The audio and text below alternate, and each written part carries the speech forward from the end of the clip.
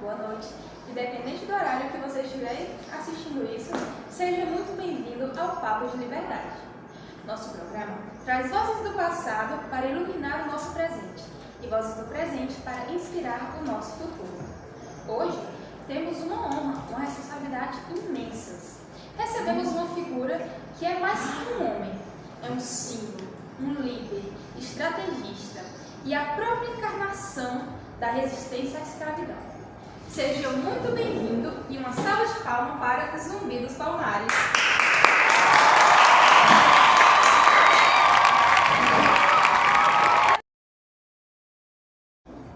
Zumbi, é um privilégio tê-lo aqui. Nossa conversa vai girar em torno da sua vida, suas motivações e a realidade da escravidão, tanto no seu tempo quanto nos dias atuais. Vamos começar pelo início. O Senhor nasceu em Palmares, mas não livre. É verdade que o Senhor foi capturado e escravizado quando criança? É verdade. Nasci livre em Palmares por volta de 1655. A liberdade foi meu primeiro sopro de vida. Mas por volta de 6 ou 7 anos, fui capturado por soldados portugueses e dado ao padre Antônio Melo. Fui batizado com o nome de Francisco. Aprendi latim e português, a religião deles. Mas eles nunca conseguiram capturar de mim, eu carregava comigo a memória da liberdade. E como era a vida na casa do padre? O senhor era feliz ali? Recebia castigos? Felicidade não é uma palavra que se aplica à condição de cativo. Havia um teto, comida e não sofria os castigos físicos brutais dos engenhos. Mas a escravidão do corpo é uma coisa, a da alma, outra. Era tentando apagar quem eu era, minha origem e minha história. Viver sob o teto do opressor, mesmo com certos privilégios, é como viver em uma gaiola de ouro. Ainda assim é uma gaiola. Aos 15 anos eu não aguentava mais. Eu fugi, voltei para o lugar que sempre soube ser meu, Palmares. O senhor fugiu sozinho? E a sua família de sangue? Fugir era um ato solitário e perigosíssimo. Muitos eram recapturados e pagavam com a vida. Minha família biológica ficou para trás. Mas em Palmares eu reencontrei minha família, meu povo e reencontrei também meu tio, Ganga Zumba, que era então o grande líder de Palmares. Falando em Palmares, descreva para nós como era a vida no Quilombo. Era como nos livros de história retrata? Uma república no meio da mata? Palmares não era um esconderijo, era uma nação, era uma confederação de mocambos, aldeias fortificadas espalhadas pela Serra da Barriga. Tínhamos nossas próprias leis, nossa agricultura. Plantávamos milho, mandioca, feijão, banana. Tínhamos ferreiros, tecelhões, um comércio interno. As casas eram de pau a pique, organizadas. As decisões eram tomadas em conjuntos. A senzala, a chibata, o tronco. Essas coisas não existiam entre nós. O que tínhamos era o suor pelo nosso próprio sustento, não pelo lucro de um senhor. E a violência? A ameaça constante dos bandeirantes, das expedições portuguesas e holandesas. A violência era a sombra que sempre nos acompanhava. Palmares era uma espinha na garganta do sistema colonial. Uma prova viva de que éramos mais que drachos para o trabalho. Éramos seres humanos capazes de autogoverno. Por isso, os ataques eram constantes. Aprendemos a lutar na mata, a usar armadilhas, a transformar a geografia em nossa maior aliada. A guerra era uma triste necessidade. Nós não a desejávamos, mas estávamos sempre preparados para ela. Essa postura firme levou a um conflito com seu tio Ganga Zumba, não foi? Ele aceitou um acordo de paz com os portugueses. Sim, após um grande ataque, Ganga Zumba, cansado da guerra, aceitou um acordo. Os portugueses ofereciam liberdade para os nascidos em Palmares, em troca da localização do Quilombo e da devolução de escravos fugidos recentes. Para mim, isso era uma traição, uma rendição. Como poderíamos negociar com quem nos via como propriedade? Como poderíamos entregar irmãos que, como eu um dia, arriscaram a vida pela liberdade? Eu me tornei líder porque defendi que Palmares não poderia se curvar. A liberdade não se negocia, ela se conquista. E foi essa postura intransigente que levou o senhor a se tornar símbolo máximo da resistência, mas também ao cerco final, em 1694. O que o senhor sentia naqueles últimos dias? Senti o peso de um povo inteiro nos meus ombros. Sabíamos que a investida de Domingos Jorge Velho e seus bandeirantes era diferente. Eles trouxeram canhões, destruíram nossas paliçadas uma a uma. Foi uma carnificina. Mas mesmo na derrota militar, não houve derrota do espírito. Cada homem, cada mulher que lutou ali, morreu sabendo que a liberdade vale qualquer preço. Eu fui traído e, em 20 de novembro de 1695, morto. Minha cabeça foi cortada e levada para o Recife.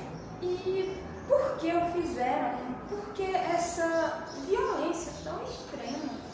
Para provar ao povo negro que eu era mortal. Para tentar matar a lenda, para aterrorizar e dizer: vejam, até seu maior líder pode ser derrotado. Mas eles não entenderam. Ao fazerem de minha morte um espetáculo, eles plantaram minha semente em milhares de corações. Minha cabeça foi exposta, mas a ideia que ela carregava era indestrutível.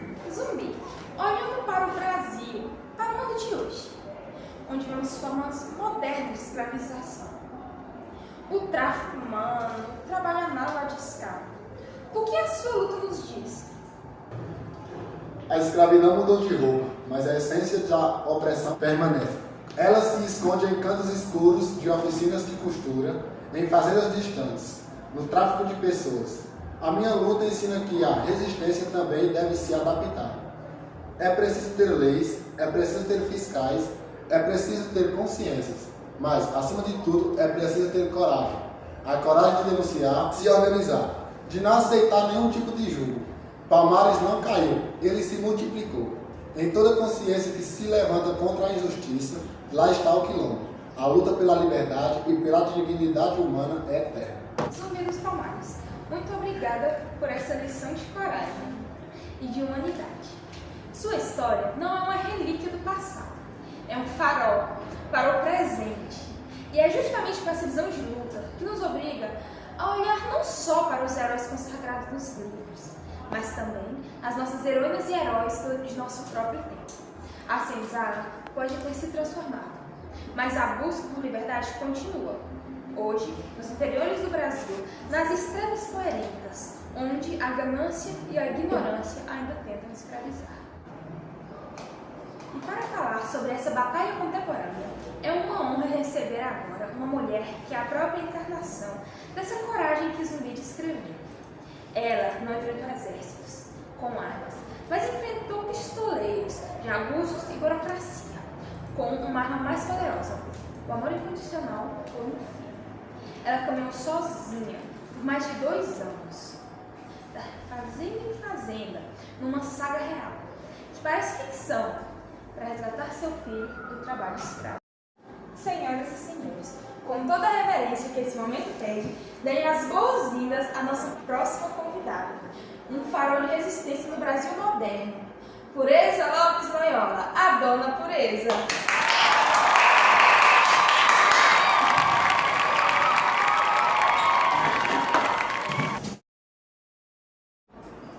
Dona Pureza, seja bem-vinda ao Papo de Liberdade.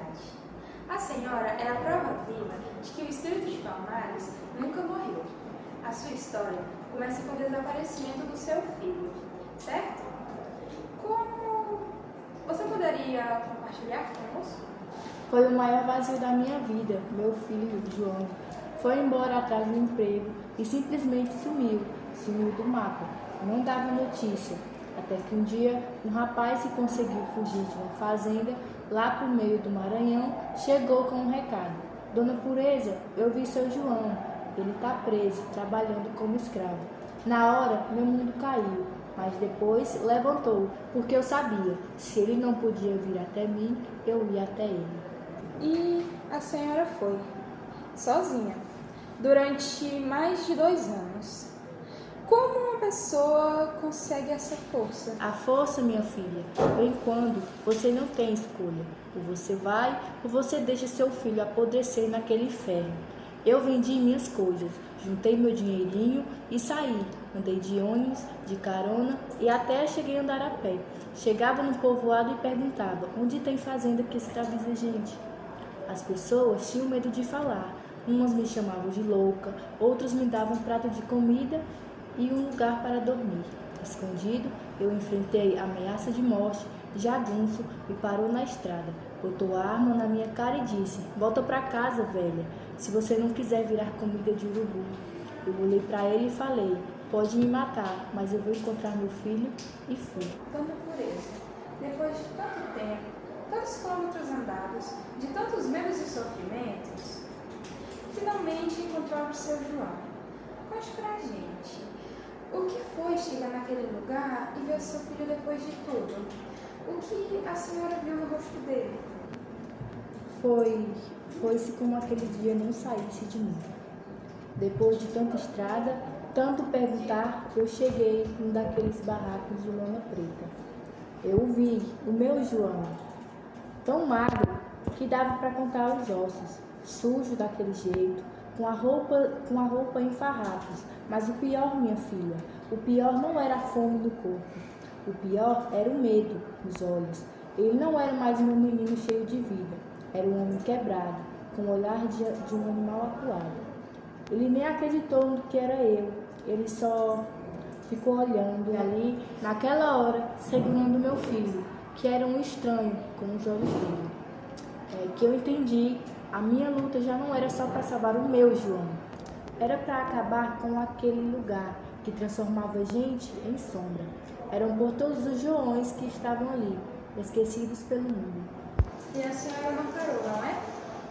Depois de resgatar seu filho, a senhora se tornou uma referência. Ajudou a resgatar centenas de outros trabalhadores. Como eu poderia parar? Eu tinha visto o inferno com meus próprios olhos. Eu virei a mãe dos coringas. Era o nome que me davam.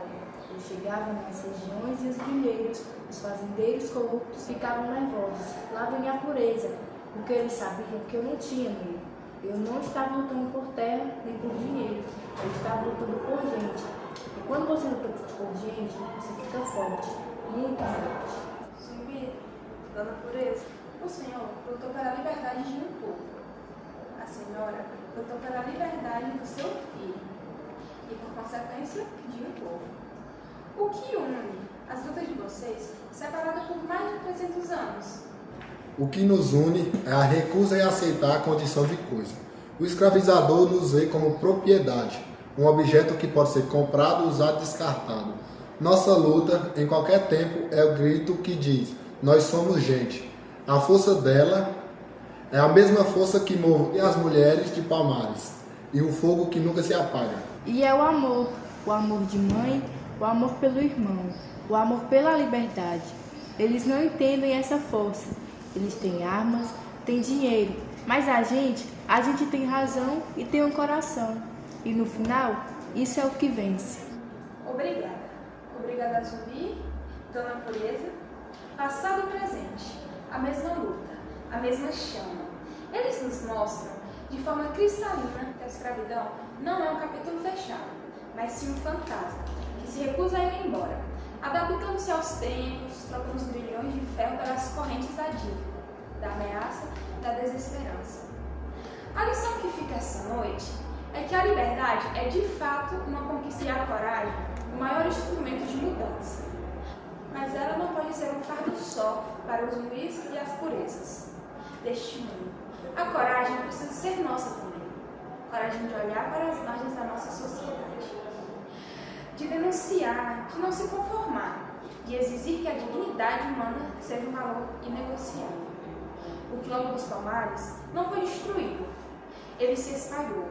Ele vive no passado determinado de pureza, na denúncia anônima de um trabalhador, no trabalho incansável de um auditor fiscal, na consciência de quem se recusa a comprar o produto da miséria agrícola. Honrar a memória de Zumbi e a bravura de Pureza não é apenas lembrar, é agir, é erguer a voz, hoje e sempre, para que nenhum ser humano, de nenhum lugar, sob nenhuma justificativa, tenha sua liberdade renegada. É lutar com toda a nossa força por um mundo onde possamos bradar, com certeza, o dever cumprido. Escravidão, aqui não. Escravidão, nunca mais.